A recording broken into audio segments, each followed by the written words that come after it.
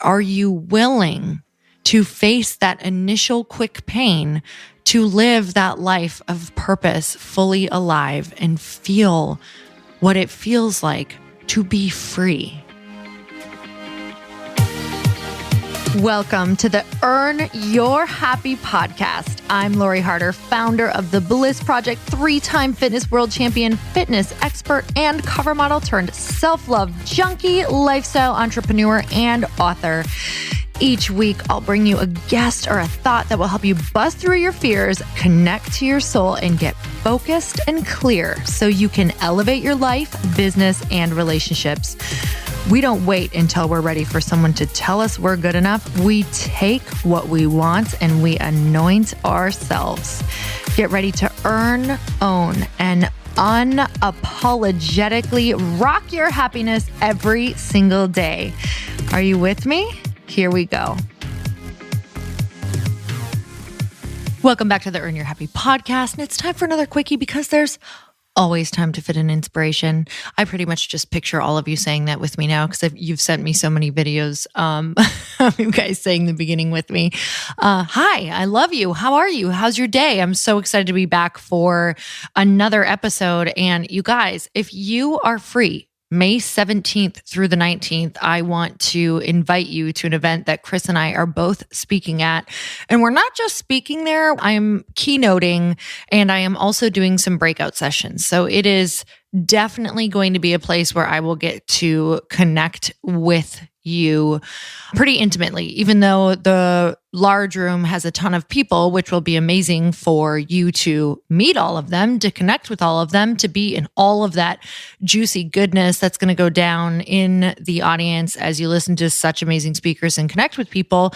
But also there is so many breakouts going down and just awesome speakers, you guys. So that is May 17th through the 19th. And my code word is all caps tribe. If for any reason that doesn't work, just try that in a different way. But code word is tribe to get those tickets for only $100 for 3 days. So it is absolutely worth you coming to LA in order to see this event. And you guys, it is like mind blowing the different people that are speaking there this year.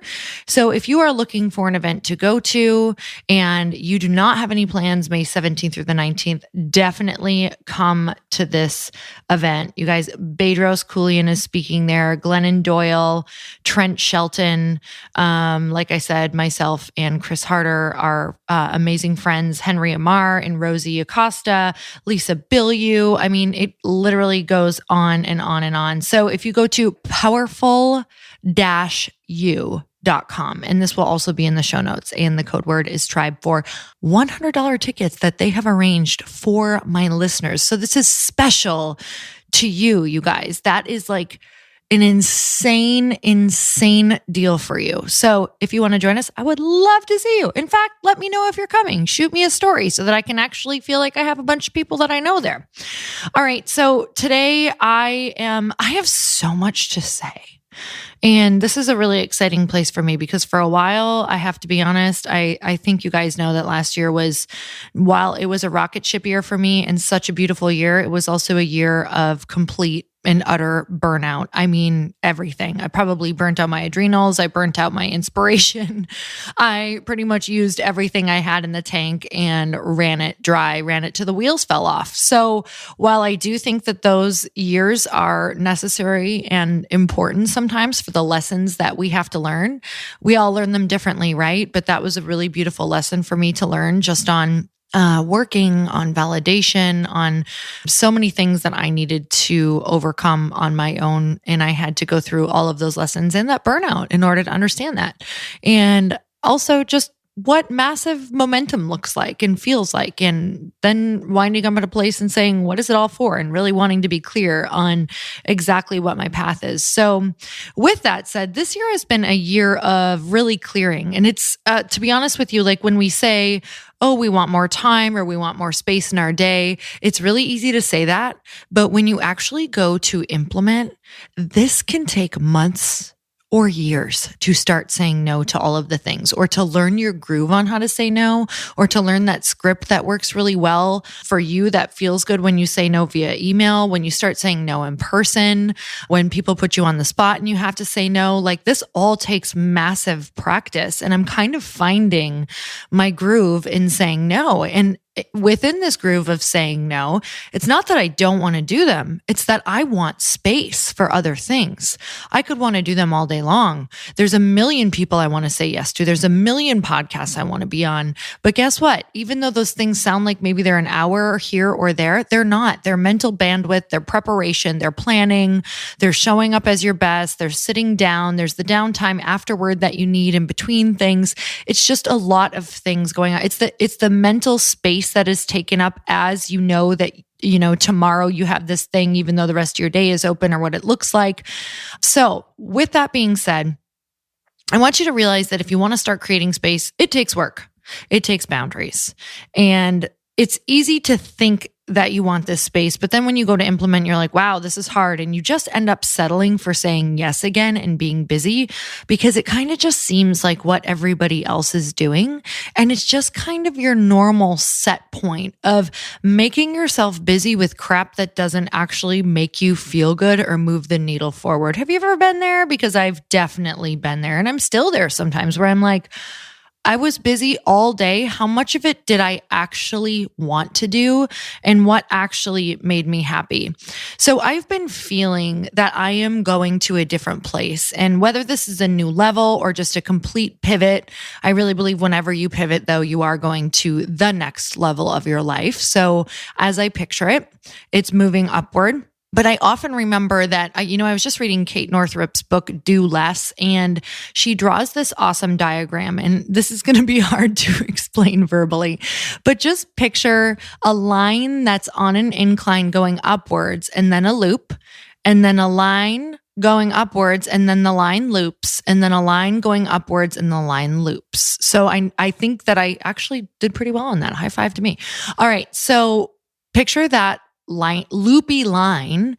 And what we're seeing there is that the line is going up and backwards, basically on its head, and it's actually moving backwards a little bit.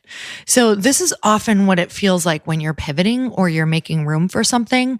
You feel like you have to pull back. You feel like you're regressing a bit. You feel like you're in a challenging spot. You feel like you're a beginner again. It feels messy. It feels uncertain. It feels chaotic. It feels like a complete crap. And it often feels like you're doing the wrong thing, because to us, we kind of associate that feeling of clarity and certainty to going in the right direction. Except when you're a beginner, there is no clarity or certainty. Listen to me when I say this. When you are a beginner, or you are pivoting, or you are new, there is not going to be a clear yeah, you're on the right path. This feels so good. Oh my God. You're going to get glimpses of that. But what happens is your logical mind is going to come in. So I just did a podcast with Susan Hyatt, and I believe I'm going to kind of sloppily quote her. And she was talking about how the yes comes in like a feeling, and like a jolt of energy and excitement, and a floating feeling, in a vibrancy in your body, in a lightness, in an energized feeling. And this often happens, this is exactly what yes feels like for me. Energy feels a lightness. It feels spacious. And then what happens is my logical mind comes in and writes a paragraph about, does this look right? Is this really what I want? How should this feel? Is this really logical on paper? So your higher self speaks typically in feelings, and your lower self speaks in paragraphs. I just thought that was the best analogy, because it's so true. It's just so true. Okay. So I want to read you a quote that I've just so resonated with, and it's literally comes from the place that all of the most brilliant wisdom comes from, and that is memes on Instagram. Come on, it's true. So I don't know who said this quote, but my friend Alexi Panos had it up on her page, and I was like, Oh my God. No truer quote for me has ever been said right now. So props to the person who wrote this meme. I don't know who it is, but it says, a plane can't land until the coast is clear. Some of our blessings are stuck in the air because of our environment. Too much mess on the landing strip. You guys, the blessings can't land if your environment is a shit show. So look at the way that you are living and what you are saying yes to. And it's showing the bigger blessing that you're not prepared yet. Like you won't even know how to have a boundary for this thing that's trying to come in and be permanent in your life. So it can't make its way down there. So many of the blessings that I've had in my life, they're not singular events. They change you. They require a next level version of you. They require space. They require time. They require a commitment. Like so many people want to wake up and be like, oh my God, I got 50,000 new people on Instagram, or I got 2,000 new people on my program. This just caught fire. Except what they don't see on the other side. This has actually happened to many of my friends, and it's happened in some of our stuff. What you don't understand is that your life dramatically changes when that happens. So let's just say you wake up and it happens on Instagram. Guess what else happens? You wake up to an influx of DMs, and they're not nice DMs. Half of them are nice. Half of them are brand new people who have an opinion, because these aren't necessarily the people that you wanted to talk to. Maybe something caught fire and it was like, it just went out to the masses, right? So guess what's going to happen? It's not necessarily the people who resonate with your message or care about your message. It was just a ton of eyes all at once. So are you ready? Are you ready for what's coming? Or right now, when somebody DMs you something rude, do you react? Do you freak out? Do you take it personal all day? Do you feel like you can't go on with your week? Do you crumble? So how you're responding to the one is showing you how you would respond to all. And I'm telling you, you're never given what you cannot handle. So if God knows, or the universe knows, or whatever you believe knows that you can't even handle the one, you're not going to get the blessing of the thousands, or whatever that looks like, the hundreds, the thousands, the millions, because you can't handle the one. So with that said, where in your life could you start making room? Could you start detaching from opinions? Could you start drawing boundaries in your life so that you're ready? So talking about programs, right? Like, let's just say you put out an e-course and you're like, I'm ready. I'm so ready for this thing to like go viral, or, for so many people to join this course. What happens is, when that happens, do you have time? Are you ready to hire those people? Do you have enough attention for these people? Are you ready to go to that level of commitment that it's going to take to actually take care of all of these people via customer service and show up and serve and teach them all the things that they need to know? What does that look like for you? Do you even have space in your life? Could you even handle that? Make the space and become the person who would be able to make those decisions on the fly, be able to hire those people on the fly, be able to handle if you hire people that aren't the right fit, and be able to also let go easily and quickly and fire those people. Who do you need to become in order for that massive blessing to land? Right? And it's not about needing the staff right now. It's not about having those people in your life. It's, could you be a person who could create solutions fast enough? Could you be that resourceful person? Are you that person now? If you're not resourceful now, what are you going to do to show the universe that you could ever be resourceful when the blessing comes in? Because guess what? You ain't never ready for the blessing. You just have to be the person who could be resourceful enough to morph into the person who could be, right? You have to let your old identity die. So where in your life can you see that if you got that blessing and all of the blessing, we should really talk about blessings, because it's the yin and the yang. With the beautiful lightness that comes in with a blessing, there's an equal amount of darkness in some way. And that's not a bad, you guys, darkness is not a bad thing.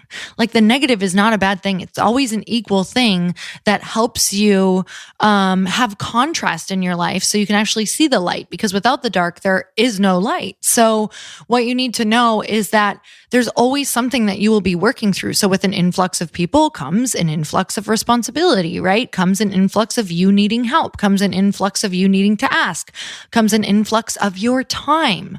So in understanding maybe how to, and it all balances back out, but there will be this influx period where there is a spike. There is a spike in energy. There's a spike in stress. There's a spike in different things that you now have to find the balance of this new life within this new blessing. So some of the things that you can look at as far as, is your runway too crowded? When you have time, or if you're in your car, if you can name it off the top of your head, ideally, this would be awesome for you guys to write down. What is something that you're saying yes to and doing that's making you feel resentful or stressed or taking up too much space? So really look at the 1 to 3 that are really taking up the most space in your week. So what's going on every single day or every single week that's taking up a lot of space that you don't want to be doing? So these are things, we call them in this house low-hanging fruit, like things you actually could get rid of, but maybe you have an emotional tie to them. So then ask yourself, this is like a real, like get real time, come to Jesus moment. Why am I continuing to do these things? Is it out of because I feel obligated and it's not actually a real obligation because I'm afraid that someone won't love me, or because I'm afraid that I'll be abandoned by this person, or I'm afraid that they'll talk bad about me. I am afraid that I'll get a bad reputation. Okay. So this is where you have to accept what feels unacceptable to you. Yep, I know it sounds terrible. This is where you have to accept the incompletes. So you need to sit with if you say no to this person. You need to sit with what happens if you say no to the thing. You need to sit with what happens when you have the loving conversation around not doing the thing that goes against your soul anymore, because that thing is just one of the things that is sending smoke signals to your blessing saying, can't land yet. I can't even say no to this because I'm afraid of X. So sit with and accept the unacceptable and get okay with disappointing other people, and know that that is their journey. It's their journey to be disappointed with you, and it's your journey to let it be okay if you did it in a loving way. I can't say this enough. I could literally do a podcast on this every single day until the day that I die, because this is the main question that I get. How do you be okay? Here's how you be okay. You decide. You decide that your life and space and making room for what your true purpose, your God-given purpose is. And you decide that that is more important than someone's opinion that eventually is going to be healed and go away. But we're just so stuck in not wanting to feel that initial pain that we actually live in the familiar pain. Stop choosing familiar pain because it's familiar, and just let it be okay to disappoint, accept the other pain, and make space. Oh my God, do you know what space feels like? It feels like freedom. It feels like hearing yourself again. It feels like living in your purpose. It feels like vitality. It feels like being fully alive. It feels like being fully alive. So something that I talked about, I was just at a friend of mine's mastermind doing Q&A for like 2.5 hours. It was actually the most amazing afternoon I've had in a really long time.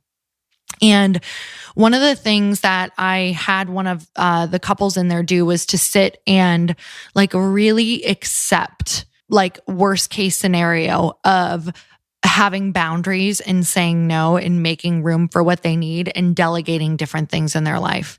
And really being in the pain and accepting the emotion of disappointing people and letting that be okay and choosing it. So whenever you start to feel bad again, you have to commit to thinking about why you did it and how important your purpose is and how important your legacy moving forward is and how important it is to protect your dharma, how important it is to move forward and make room for the people who support you no matter what. And let it be okay that maybe you lost a friendship or you lost an employee or you're disappointing a sibling, because in the end, it's all going to be okay.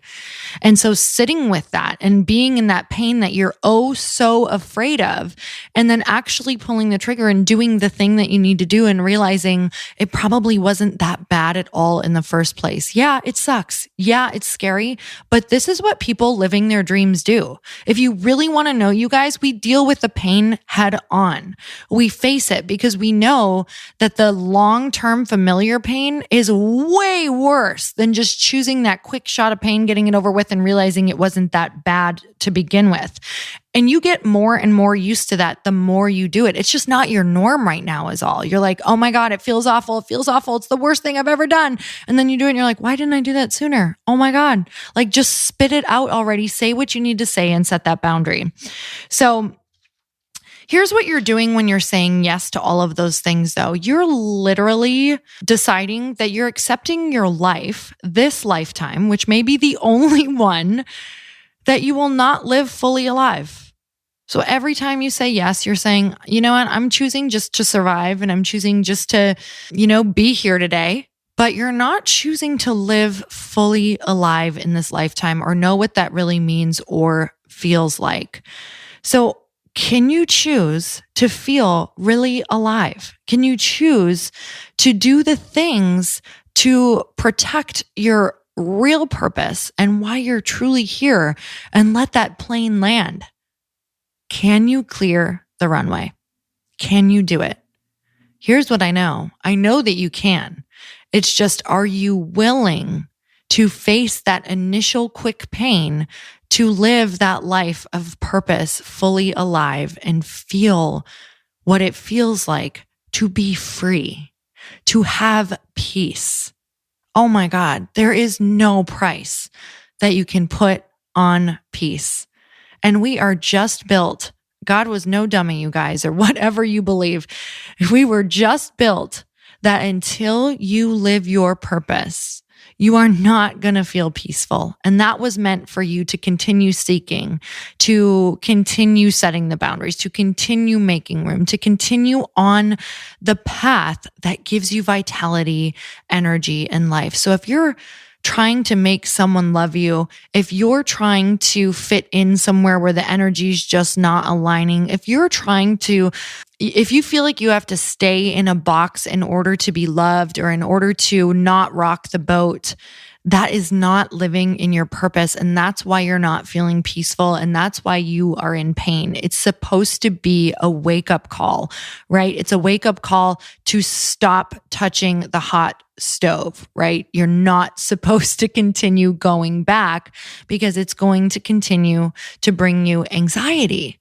So follow the energy, do the thing that you need to do. Stop letting it eat you alive. Stop choosing to live half alive and start running straight for that thing that you need to do. Face it.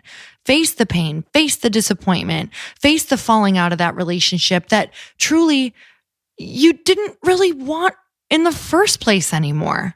So if you lose it, did you actually want to continue resuscitating a relationship that is no longer available in the form that you desire it? Oh, I'm talking to myself today. So I'm sending you so much love because in this lifetime, I know that I am here to not only follow my path and to really follow my path at all costs, but to help other people follow their path at all costs, because ultimately you become the magnet when you do that for all of the people and the things and callings that you are meant to be doing.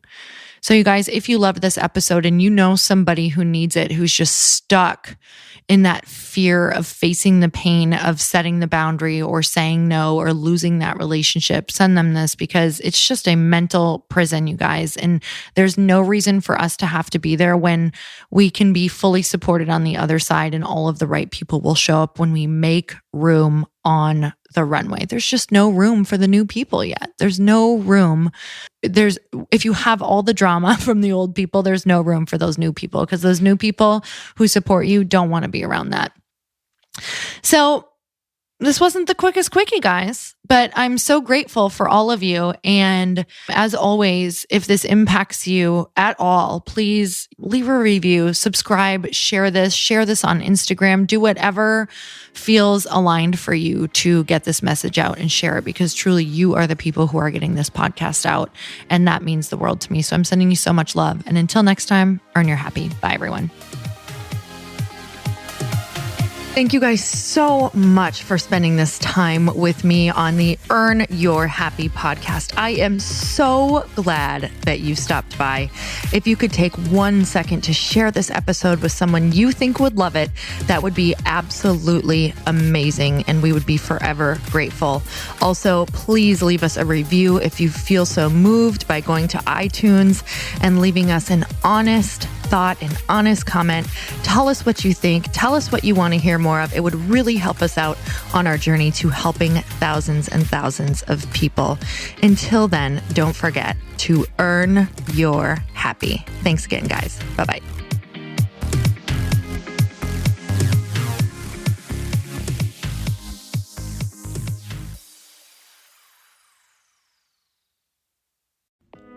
Hey all, I'm so excited to share with you, Earn Your Happy is now part of Growth Day Podcast Network. A bunch of us are coming together to bring more growth to the world and support shows and brands that we truly believe in. And one of my friends is also on the network, and I'd love for you to go subscribe to his show. You guys, Trent Shelton has the most incredible podcast. It's called Straight Up with Trent Shelton, and it's going to remind you that you are built for this. I have heard Trent speak in person multiple times. I've listened to his podcast a ton. He's coming on the show, and I literally cannot wait, because this man just spits straight fire. It is like truth that goes to your core and makes you take action right away. If you want one of those podcasts that when you're just out on a walk, you can't help but want to start running and run through a wall in your life, this is the show to go listen to. So you guys, make sure that you go subscribe to the show, Straight Up with Trent Shelton. You're going to love it.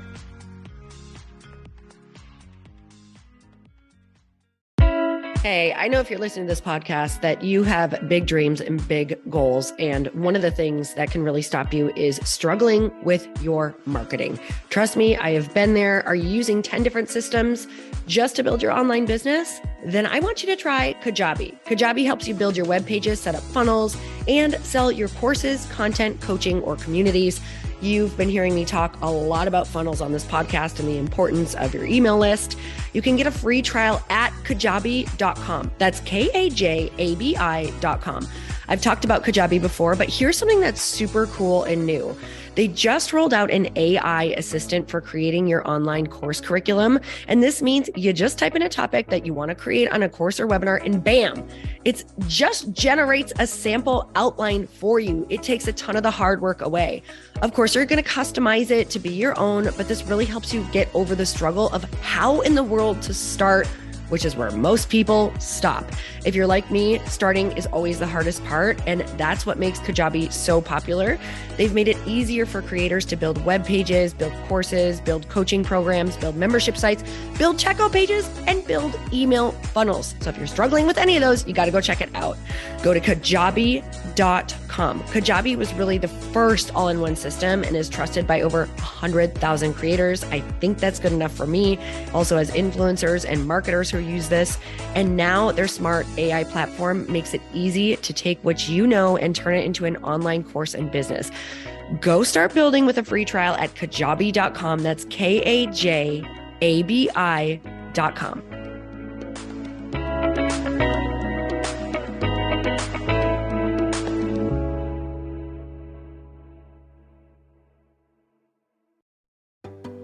Hey, do you know what the big secret is this year?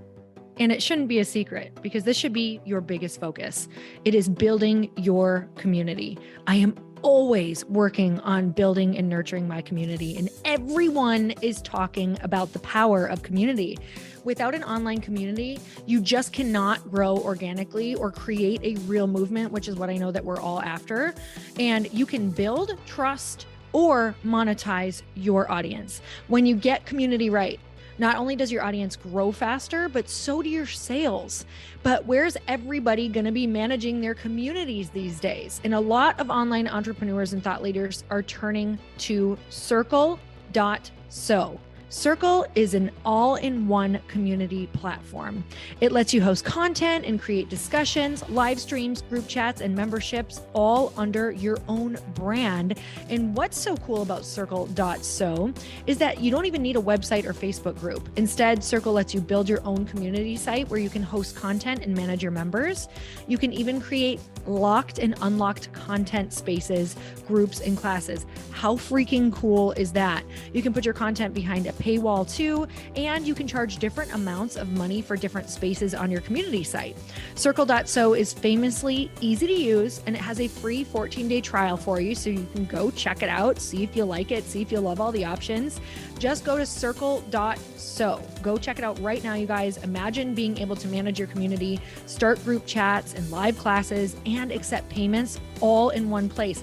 Kind of mind-blowing, since this is usually spread all over the place. You have to log into so many different things. If this is the year to capture, organize, and monetize your community, head over to Circle.so. You can get a free trial and start building your online community right now. Just go to Circle.so. You guys, you get the 14-day free trial. So just go and see if it's for you. It's going to streamline everything and make your life so much easier. It's so freaking cool.